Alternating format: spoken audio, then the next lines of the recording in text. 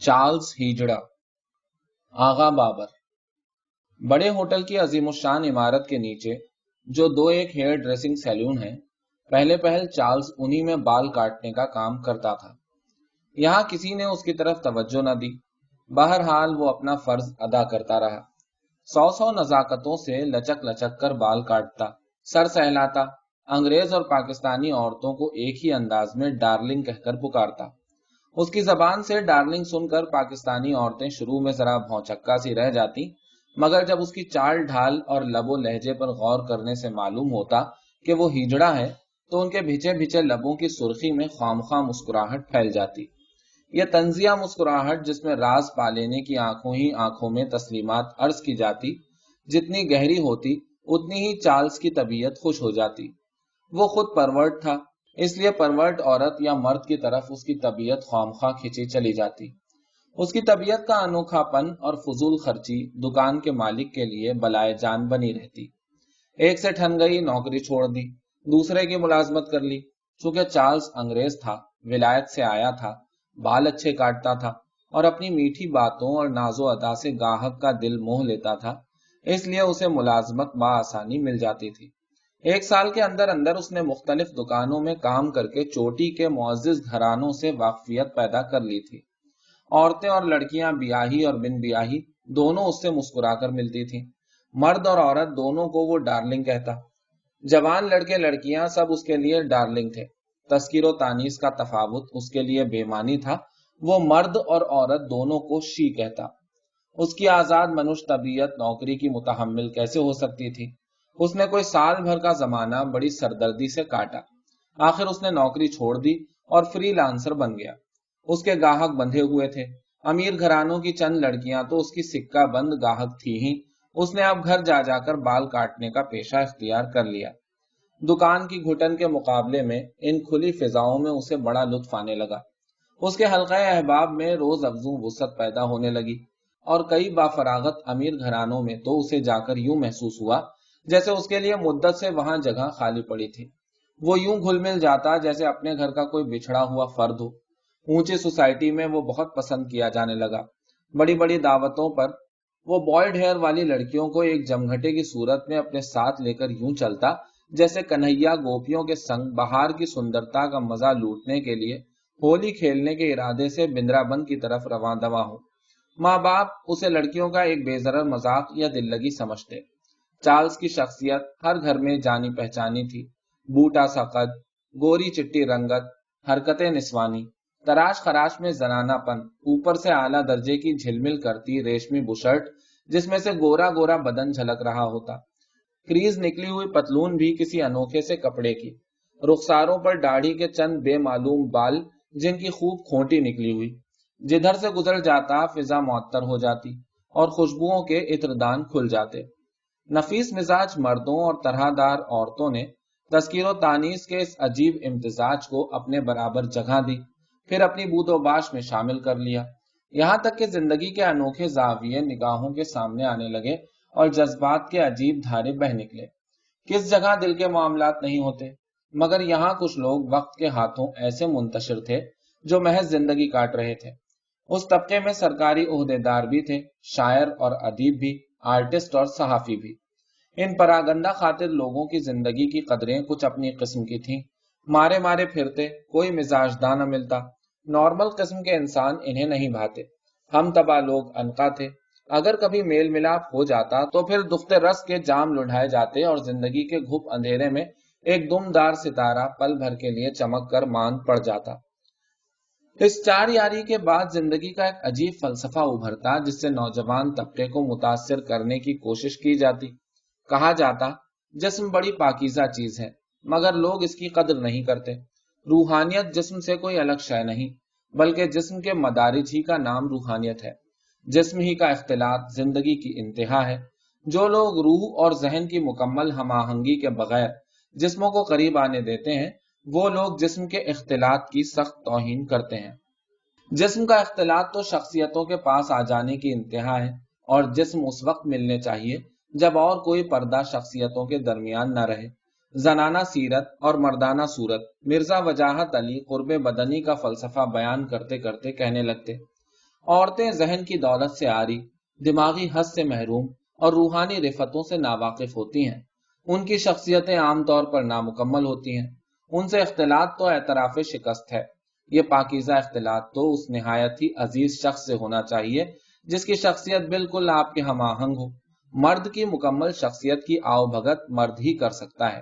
عورت کی نامکمل شخصیت بدن کے قرب کی بلندیوں کو کبھی نہیں چھو سکتی۔ جسم کا ساتھ تو صرف اسی سے ہو سکتا ہے جو اس اختلاط کا اہل ہو، اور عورت میں یہ اہلیت سرے سے معدوم ہے۔ ایسی آب و ہوا والی سرزمین چارلز کے لیے بڑی سازگار ثابت ہوئی۔ اس نے زندگی کو دو حصوں میں بانٹ دیا، کچھ وقت مردوں کے ساتھ گزارتا، کچھ لڑکیوں کی صحبت میں، مگر ہر جگہ میر مجلس وہی نظر آتا۔ اس کے دم قدم سے پاکستان کے سب سے بڑے شہر کی اجڑی ہوئی محفلیں جگمگا اٹھی۔ شام کو اس کے فلیٹ میں اہل فن اکٹھے ہوتے، ایک دھما چوکڑی مچتی۔ ہم مشرب لوگوں کو بیٹھنے کے لیے ڈھنگ کا ٹھکانہ ملا۔ دو عیسائی مخنث ڈیوڈ اور لوئس مارے مارے پھرتے تھے، بیئر شاپ میں سے 4 پیسے کما لیتے تھے۔ ان کا بھی سفید رنگت والے انگریز کے ہاں ٹکڑا لگ گیا۔ جہاں شہر کے اہل فن موجود ہوں، جس محفل میں شاعر، ادیب اور آرٹسٹ بیٹھیں، ظاہر ہے ان بڑے بڑے لوگوں میں ڈیوڈ اور لوئس کو کون پوچھے گا، اور پھر چارلز بھی ان کو زیادہ منہ نہ لگاتا تھا۔ چنانچہ ان بیچارے دو دیسی مخنثوں کو صف نالین پر جگہ ملتی۔ سوڈا، سگریٹ اور پان منگانے کا چھوٹا بڑا کام ڈیوڈ اور لوئس سے لیا جاتا، اور بڑے شوق کے ساتھ فخریہ انداز میں وہ دونوں بھاگ بھاگ کر دوڑ دوڑ کر کام کرتے۔ چارلز میں اب خود اعتمادی بڑھنے لگی تھی۔ اس نے جب سوسائٹی میں اپنی جگہ بنا لی اور سوسائٹی نے اسے بطیب خاطر قبول کر لیا، تو خود پسندی کے جذبے نے ایک نئی کروٹ بدلی، اور اب اس کی نگاہ میں پسند اور ناپسند کا سوال پیدا ہونے لگا۔ اب وہ پہلی سی بات نہ تھی کہ چارلز ہر ایک سے گھل مل کر باتیں کر رہا ہے۔ اب اسے کوئی پوچھتا کہ تم مسٹر ناصر سے ملے ہو، تو وہ کہتا ہاں ملا ہوں، مگر مجھے نہیں پسند، کیونکہ وہ بہت نارمل قسم کا آدمی ہے۔ جو لوگ اسے پسند تھے ان کی تعریف میں وہ صرف ایک لفظ کہتا، کیمپ۔ آپ نے اگر پوچھا مرزا وجاہت تمہیں پسند ہے، تو وہ آنکھوں کو یوں بنا کر جیسے رس کے کٹورے ہوں کہے گا، اوہ شی از اے کیمپ۔ رات 12 بجے کے قریب میرے ہاں آ گیا، بولا فریج کا ٹھنڈا پانی پینے کو جی چاہتا ہے۔ میں نے کہا میرے ہاں تو فریجیڈیئر نہیں ہے۔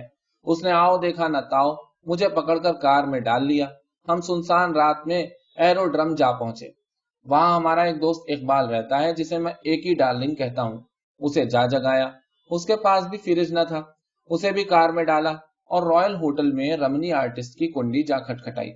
وہ بیٹھا تصویر بنا رہا تھا، ہمیں دیکھ کر کھلکھلا اٹھا۔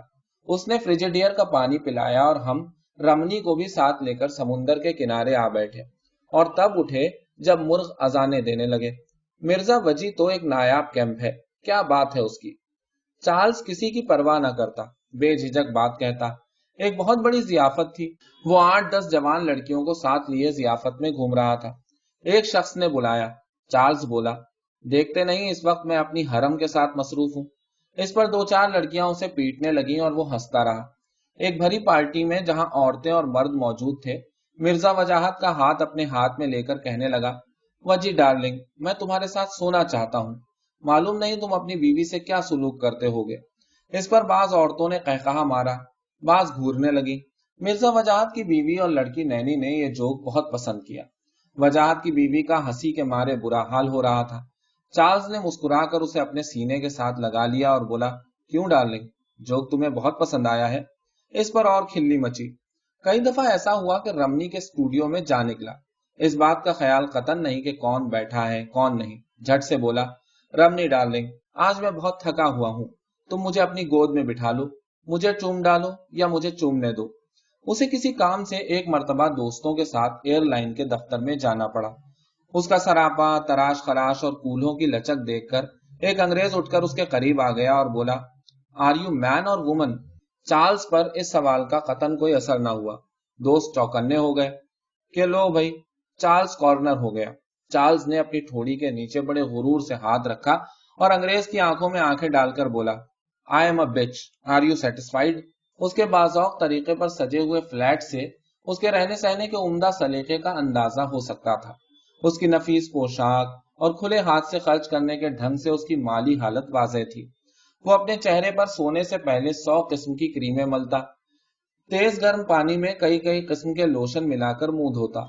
उसकी सिंगार में 7 सिंगार करने वाली दुल्हन के सिंगार बक्स को शर्माती। उसकी कबर्ड फ्रांस की परफ्यूमरी से भरी रहती। उसके साथ मुसाफा करने के बाद हाथों से घुटनों तक खुशबू न छूटती। बास प्यासी लड़कियों का अंग अंग उसके खुशबुओं में डूबे हुए हाथों के लम्स को याद करता। उसका डार्लिंग डार्लिंग कहते ही सारे बदन को बेजरल टटोल जाना कईयों को बड़ा अच्छा लगता।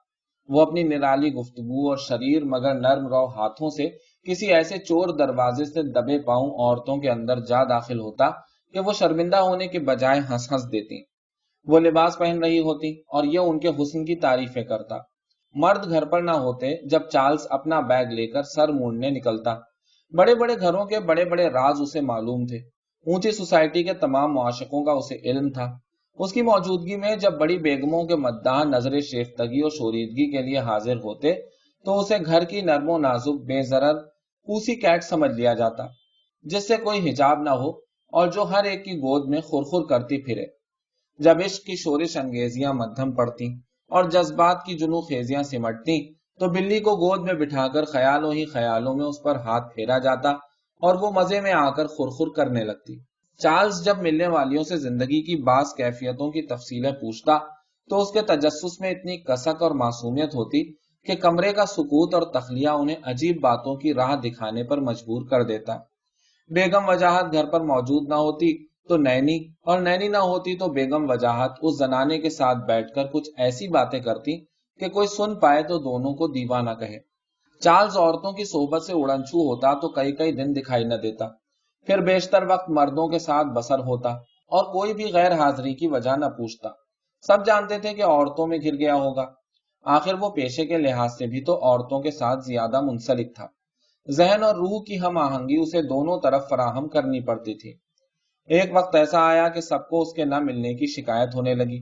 चंद मिलने वालों ने देखा कि वो शाम के वक्त खुशबुओं में नहाया हुआ, रेशमी पतलून और बुशर्ट पहने, नंगे पांव कुछ खरीदो फरोख्त करता फिर रहा है। एक ने नंगे पांव की तरफ इशारा करके पूछा, ये क्या? डार्लिंग, जिंदगी बड़ी नॉर्मल हो रही है। मेरा तो जी चाहता है कि इस मुल्क से चला जाऊं। अहमकों की सी बातें ना करो, तुम्हारे दम कदम से तो हम जीते हैं, दूसरे ने कहा। एक रोज बेगम वजाहत कार में बैठी वजाहत का इंतजार कर रही थी, जो फल वाले की दुकान पर मेवा खरीद रहा था। एक रिक्शा वाला सवारी बिठाए पुल पर चढ़ने की कोशिश कर रहा था। वो गद्दी से उठ उठकर पैडलों पर खड़ा हो होकर रिक्शा चलाना चाहता था। उसके माथे और पिंडलियों पर पसीना चमक रहा था। ये देखकर बेगम वजाहत के चेहरे पर मुस्कुराहट आई। चार्ल्स की याद आ गई। उसने रास्ते में पूछा, चार्ल्स कभी नहीं मिला आपको? मुद्दत हो गई उसे देखा नहीं, मिर्जा वजाहत बोला। कोई 10 दिन बाद पुलिस का एक अफसर आया, जिसने वजाहत और बेगम दोनों को एतमाद में लेकर बड़ी राजदारी से पूछा कि अगर उन्हें चार्ल्स के ठिकाने का इल्म हो तो बता दें। वजाहत ने उसके फ्लैट का पता बताया तो पुलिस अफसर ने कहा, वो खाली पड़ा है, या तो वो कहीं रूपोश हो गया है या पाकिस्तान ही से भाग गया है। हमारा एक अफसर हवाई कंपनियों की चेकिंग पर रवाना हो चुका है।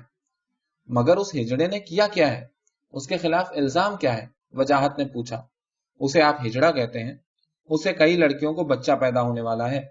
ये राज एक पारसी लड़की से खुला है, जिससे उसने शादी का वादा किया था। पुलिस अफसर चला गया तो वजाहत बोला, ये पुलिस वाले भी बात का बतंगड़ बना लेते हैं। वो बेचारा तो डर के मारे ही भाग गया होगा। खुदा करे कि भाग गया हो, बेगम वजाहत ने कहा। मुझे मालूम है, उसके पास मुख्तलिफ मुल्कों का पासपोर्ट था। वजाहत बोला, मैं जरा दोस्तों से जाकर मालूम तो करूं बात क्या है। जूं ही मोटर पोर्ट से निकली, बेगम वजाहत ड्रेसिंग टेबल के सामने जा खड़ी हुई और दुपट्टा उठाकर मुख्तलिफ जावियों से अपने आप को देखने लगी। नैनी अपने कमरे में आंखों में परेशानी लिए कैलेंडर पर तारीखों का हिसाब लगा रही थी।